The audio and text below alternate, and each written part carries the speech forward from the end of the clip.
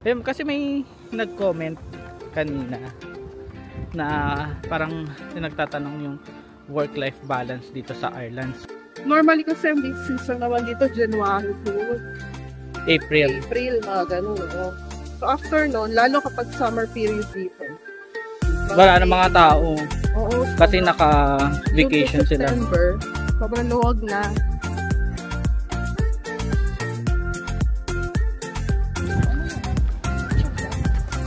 Ganda oh.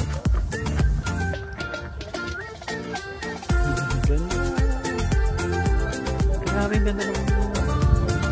O malaking factor din yung work from home or yung sa case ko sa hybrid setup. Kasi naka-contribute talaga siya sa, sa work-life balance. Hot chocolate with loads of marshmallows. I love marshmallows so much. You try it.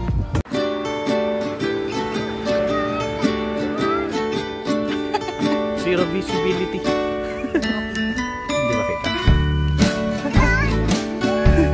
It's not. Hi guys, welcome back to our channel. So, say hi mama. Hi.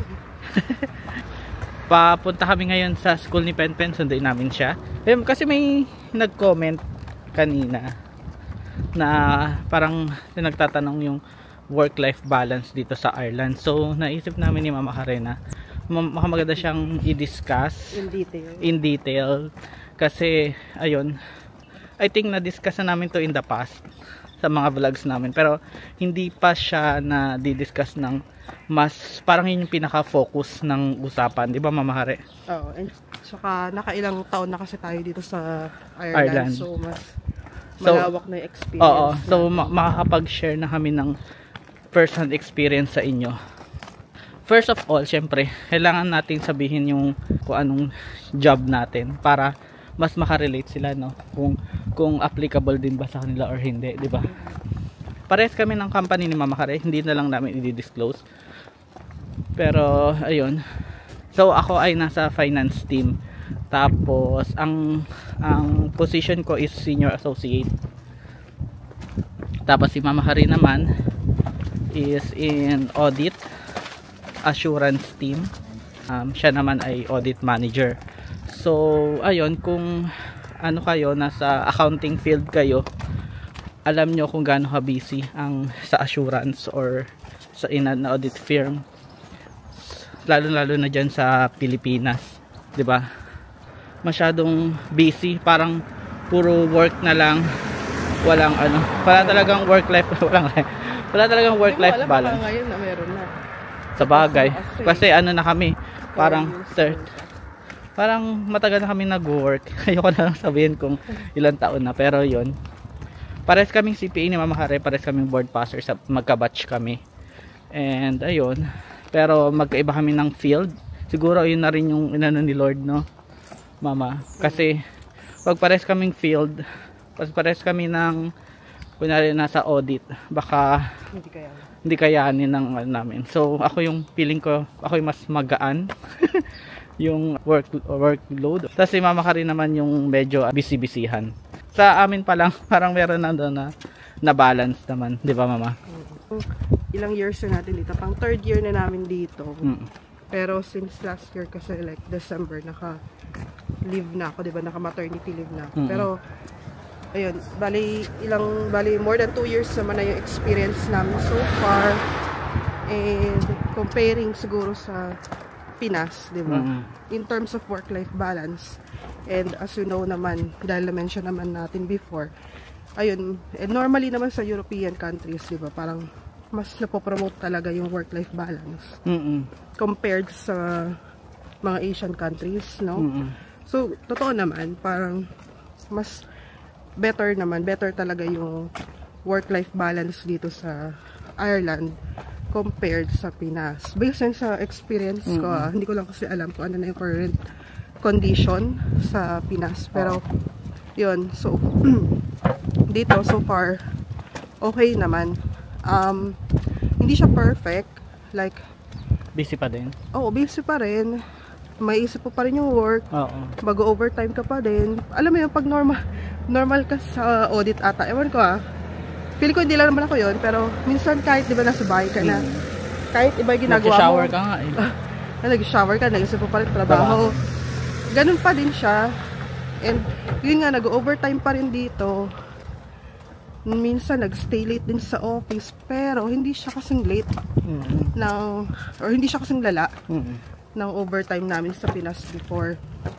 Kasi dati talagang hanggang madaling araw, alas 12. Lalo na pag busy season walang yung malapit ng April, may April time 15. na parang April 15, parang may time na 3 days kang hindi mo dire-diretso sa office. Oo, hindi mo. Tapos minsan may time dati na, alam mo, ang madalas dati sa Pinas, uwi kami mga 4, 3, 4, 5 a.m. Babalik ka, sabit ka lang matutulog na, tapos babalik ka ulit sa office ng 7, 8 time, gano'n. So, hindi talaga siya sustainable. So, dito, kahit naman na nag-overtime kami, kahit papano, manageable siya. Saka wala nang ganun, wala nang AM, wala nang madaling araw na work. Choice mo na lang siya. Pero choice mo na lang. Ako din, inabot din ako dati. Meron din, inabot ka talaga din ng 12 a.m., 1 a.m. Pero hindi siya normal. Dito? Oo, dito, oo. Parang ilang araw lang siya na ganun sa isang taon. Sa Pinas kasi parang halos everyday, malala talaga. Dito hindi. Ano lang talaga siya, like, pag sobrang may urgent, sobrang deadline na talaga, yun yung talaga, yun yung nangyayari. And pumapasok din ng Sabado dito yung iba. Pumasok ba? Ano experience ba pumasok ng Sabado? Hindi ata. Ako hindi ako pumasok ng Sabado o ng weekend. Pero nag-work ako sa bahay. Pero hindi whole day. Like minsan, mga 1 hour, 2 hours. Hindi. Minsan din, matagal. Matagal din. Oo. Like hours talaga. May time din na, alam mo yun, mag-work ng Sabado, mag-work ka din ng Linggo. Ganun talaga. Oo. Feeling ko ganun kasi talaga. Wala namang madaling trabaho. Ganun talaga ata sa audit. Ikaw kasi hindi ka naman ganun, diba? Oo. Sa inyo hindi ganun. Sa amin, ganun. Kasi wala, ganun talaga pag client serving ka eh. Tapos, multiple clients ang na-handle mo. Minsan may ganun talaga. Pero, hindi siya yung, alam mo yun, hindi siya ganun ka-acceptable sa mga boss mo dito. Hindi nila gusto yung ganun. Unlike kasi, ewan ko, baka talaga kasi yung culture natin, yung Asian culture in terms sa work, diba? Parang, pag ganun ka mag-work, parang parang positive sa'yo. Parang ayaw sipag mo naman. Parang gano'n. Parang dito hindi siya. Hindi ganun yung Oo. Parang baka i-take pa against you. Bakit nag-work ka ng weekend, di ba? Oo. Baka sabihin hindi ka efficient. Oo. So, ayun. Pero din, hindi lang naman Pinoy yung mga nag-work ng ganon. Oo, ng overtime, ng extended. Pati ibang nationalities. Like yung mga local, yung mga Irish, mga boss din namin, nag-work din ng weekend eh. Ganun talaga. Pero yun nga eh, ilang buwan lang siya na gano'n. Hindi naman siya everyday na gano'n yung magiging situation niya. Kaya siya nagiging manageable. Normally kasi ang season naman dito, January to April, mga gano'n. So after noon, lalo kapag summer period dito, wala na mga tao. Oo, kasi naka-vacation sila. September, sobrang luwag na.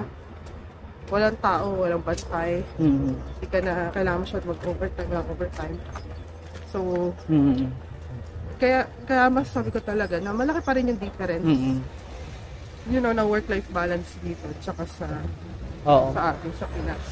Pero, yun lang dito kasi unpaid yung overtime namin.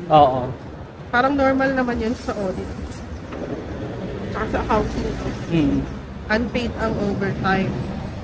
Pero meron kami mga kakilala, ibang profession like yung mga radiographer. Sila maganda kasi nakakapasok sila ng weekend like Sabado. Paid sila, di ba? So, like pati mga HCA, mga nurses. So kung gusto mo ng additional income, di ba? Gagana ka mag-overtime. Pero yun yung sa point of view naman ng audit. Pero sa amin sa finance, hindi, para kaming ano, yung private practice. Yung office hours namin is yun lang talaga yung work mo. So masasabi ko sa part ko, meron talagang work-life balance. Tapos nakakapag trabaho ako while na aasikaso ko si La Penpen. Like katulad ngayon, alauna, susundin ko si Penpen, may time ako. Tapos kung may mga activities si Penpen sa school, magpapaalam lang ako sa boss ko. Katulad ka rin naman, di ba? Ganun ka din. So yun yung sasabi ko na meron talagang work-life balance. Tsaka ano din, yun din terms sa mga vacation, di ba?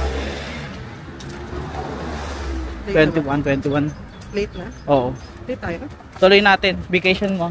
So tuloy natin later kasi late na kami kay Pen. Bye! One eternity later. So ayan, kasama na natin si Pen. Paano? Say hi, vlog. Hi. Hello. Ayan. Ano pala?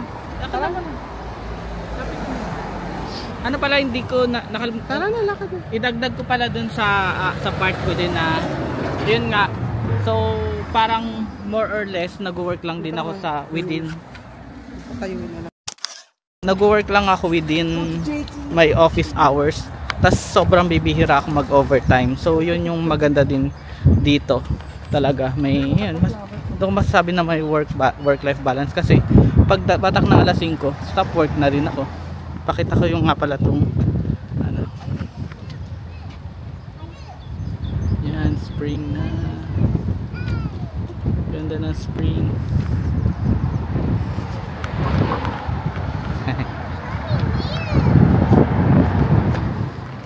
Ayun, yun lang yung gusto kong i-add na sobrang gaan ngayon yung work ko compared din sa Pinas na nag-work din ako sa private firms. Ito pa. Pa-picture ka na kaya kayo dito? Saan? Ano na lang? Picture ba?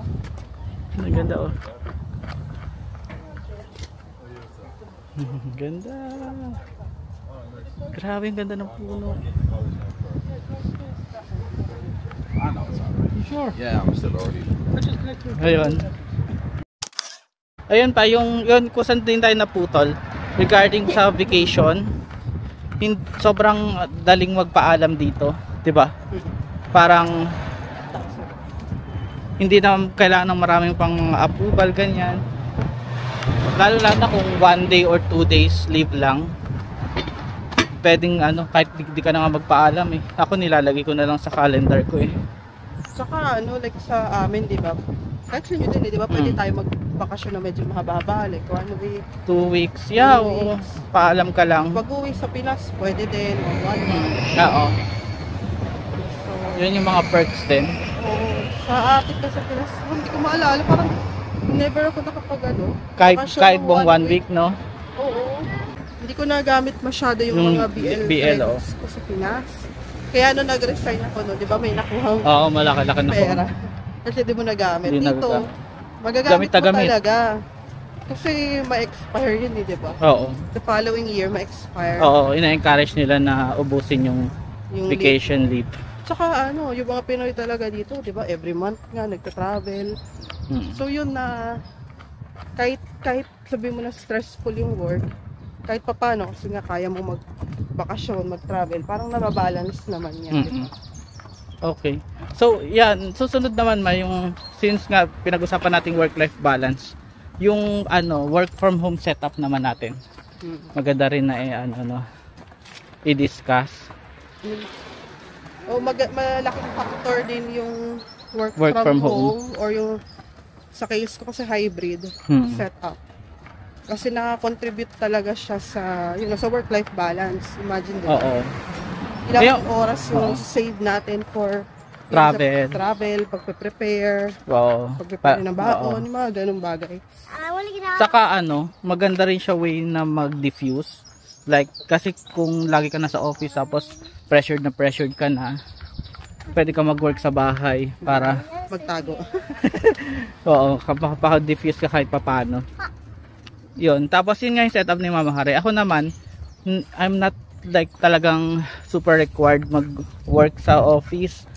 Ano nga eh, parang I can consider my job as like 100% remote. Pero yun, minsan pumupunta ako sa office to meet the partners there para sa mga meetings.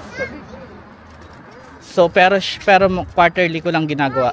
Tapos yung ibang office kung makakapag-work mga sa office, ano lang siya, super voluntary.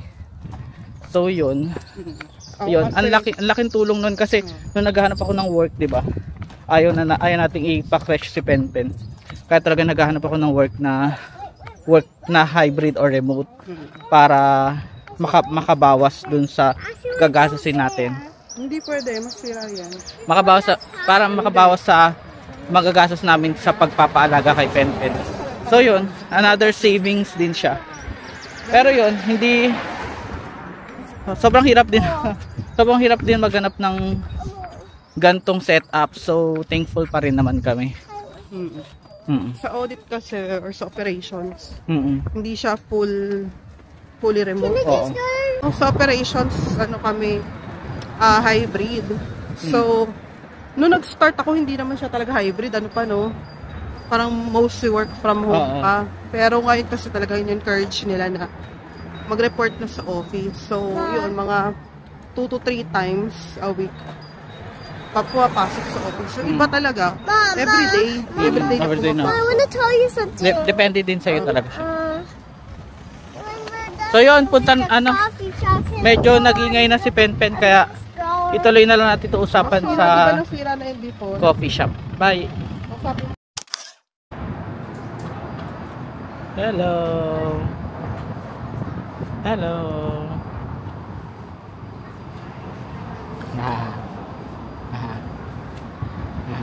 Ayan, dito na kami sa best.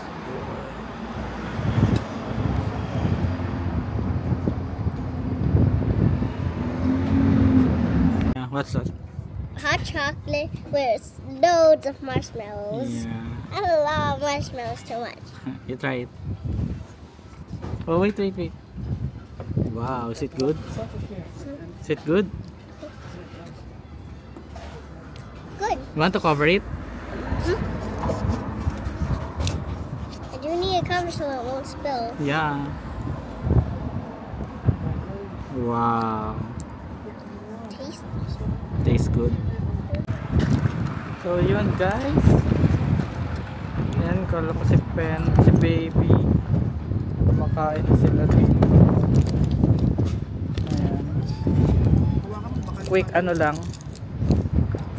quick coffee lang bago umuwi. Yan sa akin. Lakas ng hangin. So yun, nandito nga kami sa coffee shop. Papahinga muna kami saglit, then uwi na rin kami. Malapit lang din naman to sa bahay. Nagla-lunch na sa Penpen. Nagla-lunch na. Oo, yun yung lunch mo pa pala, no? Pagka napansin ko din, pagka holiday dito, wala rin din talagang bukas na, parang ang dami rin sarado na shop. Parang dun mo rin masasabi talaga na may work-life balance din dito. Kasi kahit holiday, hindi pina-force mag-work yung mga tao. So pag holiday dito, naka-holiday din sila. So ayun, yun lang. Malungkot nga lang na wala masyadong, kasi di ba pag kasi di ba pag sa Pinas, pag holiday sa Pinas, gala-gala ka, ganyan-ganyan, kasi saka sobrang daming tao sa mall. So yun, parang masaya siya na lumabas. Pero dito parang pag holiday na ganyan, tahimik. Yung mga park. Oo, may mga bukas na restaurant, pero normally pagka major holiday, wala talaga no? Kahit restaurant. Pinopromote din nila talaga yung family time. Oo, family time talaga. Kaya maganda rin. Oo. Yun nga lang, konti lang holiday dito. Parang 10 lang, no? Mas konti siya compared sa Pinas. Kaya ba yan? Ayun nga, in general or overall, we can say talaga na meron talagang work-life balance dito. And na-enjoy naman namin siya. Like kahit na hindi kami nakaka-travel. So kung napanood nyo diba yung mga vlogs, diba lagi lang kami nasa bahay. Nandito lang kami lagi naglalakad-lakad.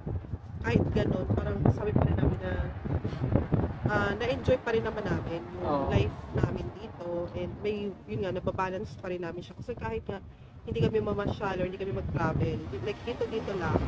Like ngayon, diba, konting merienda lang, snacks lang, kape-kape. Masaya na kami. Ano na, enjoy naman na kami sa ganito. So, yun. Ano pa ba? Yun na. Kung interested din kayo sa, you know, sa work, or gusto nyo try mag-work dito sa Ireland, lagi namang hiring yung mga before. Punta na kayo sa LinkedIn nila. Directly sa company, no? So, yun. Try nyo, kung interested lang kayo, like sa nakapanood or and kung gusto nyo sa company namin, pwede rin naman diba? Mag-PM na lang kayo sa message nyo kami kung gusto nyo i-try mag-apply sa company namin. Basta ang requirement lang is may audit background. CPA. At least senior level, no? Senior or AM level. Tapos CPA. Pwede rin naman na nasa private ka na basta may audit background. May audit experience. So yun, try nyo kung gusto nyo lang din na yun. Try mag-apply dito. So yun na muna. Saglit na lang din naman kami dito. Tapos yun, uwi na rin kami. So please subscribe to our channel and please follow us also in our TikTok accounts. So yun, bye-bye. Okay, bye-bye. Bye-bye. Bye. Bye.